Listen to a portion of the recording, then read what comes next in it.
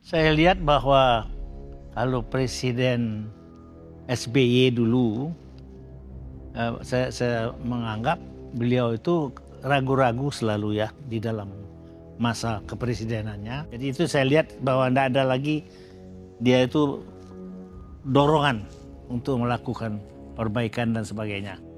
Pendiri CSIS bongkar fakta mengejutkan. Sebut SBY pengecut dan Jokowi berani dan bernyali besar. Bubarkan FPI-HTI hingga mengusut pengemplang BLBI. Ditulis oleh tim redaksi jurnal dikutip dari berbagai sumber. Nah, kalau kita lihat Pak Jokowi ini memang is a very simple man, but he has guts. And not only guts, but he does his work also untuk mencapai ini. Halo, kembali berjumpa dengan suara Fani Bakri di channel Media 45. SBY memang pantas dianggap pengecut karena dia tidak lebih berani dari Jokowi dalam menangani permasalahan yang ada di negeri ini, termasuk membubarkan FPI-HTI dan mengusut pengemplang BLBI. Jelang setahun SBY mengakhiri jabatan presiden di tahun 2013 akhir, sangat jelas kekuatan sebagai presiden dan ketua umum Partai Demokrat tak lagi menjadi magnet dan daya tarik bagi para elit partai. SBY tak berani membubarkan kelompok intoleran dan radikalisme. Hal berbeda justru dialami Presiden Jokowi. Jokowi yang bukan ketua umum partai politik, sebutannya pun petugas partai, mampu menjadi daya tarik elit partai politik secara luar biasa. Para ketum parpol koalisi pemerintahan non-Nasdem selalu datang bila yang mengundang Jokowi. Jokowi berhasil mengundang ketua umum dan sekjen parpol di Istana Negara. Lalu apa yang membedakan di antara keduanya? Sebelum masuk pada pernyataan tokoh Angkatan 66, Yusuf Wanandi. Rekam jejak Jokowi berani mengambil keputusan tegas untuk kepentingan rakyat banyak. Untuk hal intoleransi dan radikalisme, Gubernur Jakarta 2012 sampai 2014 ini mampu membubarkan HTI dan FPI. Hal lainnya, rival politiknya di Pilpres 2019, Prabowo Subianto, dirangkul dan dijadikan Menteri Pertahanan sampai sekarang. Yang paling utama, apa yang diucapkan Jokowi untuk pembangunan rakyat, terutama infrastruktur, selalu dilakukan secara cermat, teliti, dan tepat waktu. Bahkan untuk proyek besar, semisal kereta cepat yang dianggap sebagian kalangan oposisi bisa mangkrak atau keberhasilannya diragukan. Toh kini, kereta api cepat Jakarta-Bandung sudah berhasil melakukan serangkai uji coba. Transportasi umum berbasis LRT, MRT, dan busway mampu terkoneksi dengan pasti.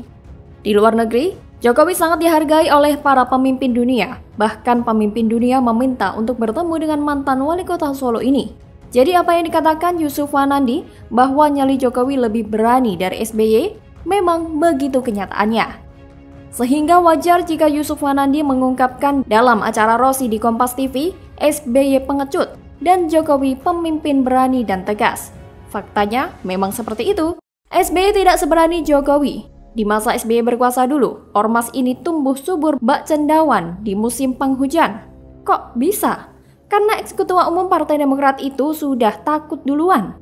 Awalnya SBY mengatakan ormas yang terbukti melanggar hukum, melakukan kekerasan dan meresahkan masyarakat jika perlu harus dibubarkan. Yang mana statement itu disampaikannya buntut dari tragedi penyerangan terhadap jamaah Ahmadiyah di Cekausik, Banten. Tapi bukannya takut terhadap ancaman mantan orang nomor 1 di Indonesia itu, Mumun malah mengancam balik akan menggulingkan pemerintahan SBY jika berani membubarkan FPI. SBY pun sudah cemas duluan pasca kena gertak Mumun. Takut gak lagi jadi presiden dan takut dipersekusi oleh Laskar FPI. Hingga niatnya untuk membubarkan ormas anarkis itu pun diurungkan. Bukan hanya itu, SBY juga tidak berani mengusut atau menagih utang BLBI. Kemana SBY selama 10 tahun menjabat yang tak sanggup menindak pelaku BLBI? Bukankah ia percaya diri bahwa di masa pemerintahannya tak ada satu orang pun mampu mengendalikannya? Termasuk tak satu pun kasus yang berhasil ia kendalikan. Maka dari itu, di bawah kepemimpinan Jokowi, Indonesia melakukan suatu lompatan luar biasa yang tak terbayangkan sebelumnya. Tak perlu banyak drama, sindir sana-sini, bikin album atau lukisan. Tinggal sekali sentuhan, para bandit negara langsung rontok berjatuhan. Bagaimana kalau menurut Anda?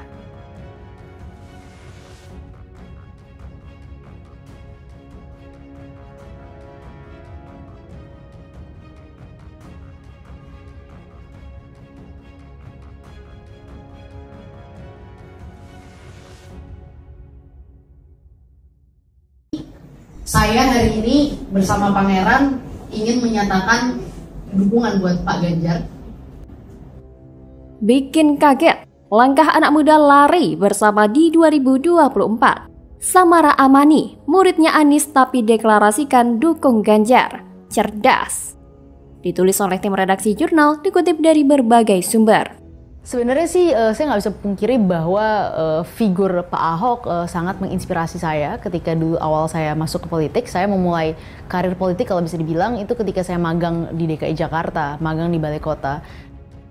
Halo, kembali berjumpa dengan suara Fani Bakri di channel media 45. Samara Amani dikenal sebagai sosok politikus muda cerdas yang kontra dengan kebijakan Anies Baswedan. Samara merupakan lulusan jurusan Ilmu Komunikasi di Universitas Paramadina yang mana Anies Baswedan tercatat pernah menjadi rektor. Sementara ia juga pernah bekerja sebagai staf Ahok.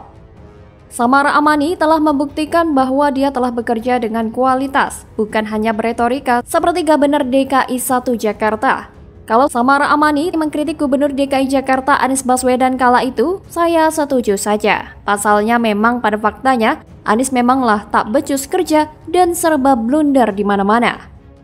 Pantas saja, Samara Amani lebih memilih mendukung Ganjar Pranowo daripada mendukung Anies yang terlanjur bobrok. Samara cukup tahu dan cerdas bagaimana ia menempatkan diri. Ia tak ragu-ragu dalam memutuskan deklarasi dukungannya. Karena dia tahu bahwa Ganjar bekerja dengan otaknya, bukan hanya dengan mulutnya. Samara menilai Ganjar Pranowo merupakan sosok yang dapat membawa kemajuan bagi Indonesia. Dengan kemantapan hati, mantan kader Partai Solidaritas Indonesia, Samara Amani, membentuk wadah untuk menampung aspirasi anak muda di seluruh Indonesia yang nantinya akan disampaikan kepada Ganjar. Samara membentuk sebuah komunitas bernama Langkah Anak Muda Republik Indonesia atau LARI. Komunitas itu ditujukan untuk mewadahi aspirasi anak muda yang akan dititipkan kepada Ganjar. Ia mengharapkan LARI bisa menjadi penghubung komunikasi dan gagasan antara Ganjar dengan para anak muda. Pangeran Siahaan dan Samara Amani ingin Pilpres 2024 diisi dengan gagasan yang benar-benar dibutuhkan oleh Indonesia. Saya hari ini bersama Pangeran ingin menyatakan dukungan buat Pak Ganjar. Ujar Samara yang disampaikan di kawasan Senopati, Jakarta Selatan pada Kamis 8 Juni 2023. Ia tak sendiri, Pangeran Siahaan yang hadir juga turut menyatakan dukungannya kepada Ganjar. Samara mengatakan dirinya yakin Ganjar adalah sosok yang memiliki gagasan-gagasan yang baik. Ia yakin Ganjar bisa mengambil keputusan untuk Indonesia yang lebih baik ke depannya dan bisa memperjuangkan gagasan anak muda pada Pilpres 2024. Samara menyebut bahwa dukungannya ke Ganjar bersifat individual. Gerakan LARI yang dideklarasikan nantinya diperuntukkan untuk menampung aspirasi anak muda yang nantinya akan disampaikan ke Ganjar. Lewat gerakan LARI, Samara berharap Pilpres 2024 tidak hanya bicara soal politik praktis, melainkan juga membahas dinamika isu yang penting, misalnya terkait pekerjaan, kesetaraan gender, hingga lingkungan. Menurut Samara, Ganjar adalah figur yang memiliki keberanian untuk mengambil berbagai keputusan tidak populer untuk kepentingan Indonesia agar bisa berlari dan lepas landas menuju kesuksesan pada 2045 nanti. Pantas saja, Samara lebih memilih mendukung Ganjar Pranowo daripada Anies yang terlalu banyak adu gagasan saja. Jika diperhatikan, kinerja Anies selama menjadi Gubernur DKI Jakarta tidaklah istimewa. Justru sebaliknya, acap lahirkan kontroversi. Ambisinya yang super besar untuk menjadi RI 1 membuatnya kian belepotan tak karuan, jauh dari kata elegan. Dorongan dari kelompok yang militan membuatnya lupa daratan. Anies terlihat beberapa kali masuk kubangan yang tanpa sadar ia buat sendiri. Program-program mendasar janji kampanye yang bombastis saat Pilgub 2017 tak sesuai teori. Dari soal rumah DP 0, OKOC, banjir, sumur resapan yang dihentikan karena sisakan masalah hingga penyediaan air bersih, dan lain sebagainya. Soal kemiskinan di DKI Jakarta era Anies justru meningkat. Angka kemiskinan DKI Jakarta mundur ke 15 tahun yang lalu. Belum lagi tentang kasus kelebihan bayar yang kerap terjadi, menandakan tata kelola keuangan Pemprov buruk. Dan yang tak kalah pentingnya, cara naiknya Anies menjadi penguasa di DKI Jakarta ketika mengalahkan Ahok di Pilgub 2017 tentu menjadi catatan tersendiri bagi rakyat Indonesia. Bagaimana kalau menurut Anda?